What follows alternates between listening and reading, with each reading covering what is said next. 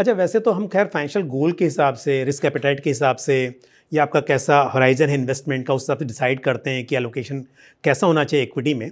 पर फिर भी क्योंकि आप तो बहुत ही बड़ा एक्सपीरियंस रखते हैं, तो इस वक्त पर जो स्थिति है, और हमने एक अच्छी रैली पहले देखी है, जिस फेज़ में हम हैं अभी, अगर इन्वेस्टर्स को फ्रेश इन्वेस्टमेंट करना हो और टाइम हो, तो क्या इक्विटी में पूरा कर दे, भले ही स्टैगर्ड मैनर में करें, पर कर देना चाहिए, या फिर आपको ऐसा लगता है कि नहीं, कुछ समय और रुक कर करना चाहिए? देखिए, मेरे हिसाब से best way to invest in equities is through SIP और STP। उससे आपको वॉलेटिलिटी, जो बाजार की वॉलेटिलिटी है, उससे आपको बेनिफिट होगा। लेकिन नॉर्मली बाजार की वॉलेटिलिटी है ना, इन्वेस्टर को हार्म करती है, क्योंकि आप तेजी के बाजार में, बाजार बढ़ने के बाद में आप पैसा डालते हो, और जब बाजार गिरता है तो आप डरते हो और अक्सर रीडिंग कर देते हो। SIP एक ऐसा प्रोडक्ट है, जब बाजार गिरा होता है आपको ज्यादा यूनिट देता है, बिल्कुल राइट।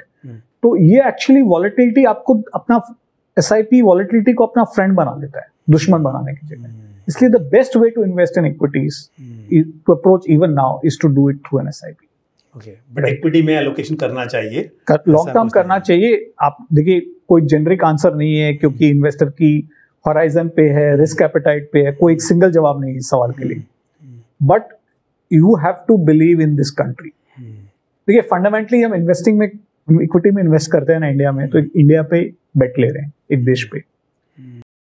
आप पिछले, जब से मैंने इंडिया को समझना चालू किया है, पिछले 35 सालों से, बहुत सारी दिक्कतें आई हैं। अच्छा, इतनी गवर्नमेंट्स गिरी है, इतनी कोलिशन गवर्नमेंट गिरी है, इतने जियोपॉलिटिकल प्रॉब्लम हुए हैं, क्रूड प्राइस वॉलेटिलिटी हुई है, स्कैम्स हुए हैं, इकोनॉमिक क्राइसिस हुए हैं, फाइनेंशियल क्राइसिस हुए हैं पिछले 35 सालों में। उसके बाद भी India is among the top 3 best performing markets in the world. Mutual fund निवेश बाजार के जोखिमों के अधीन है।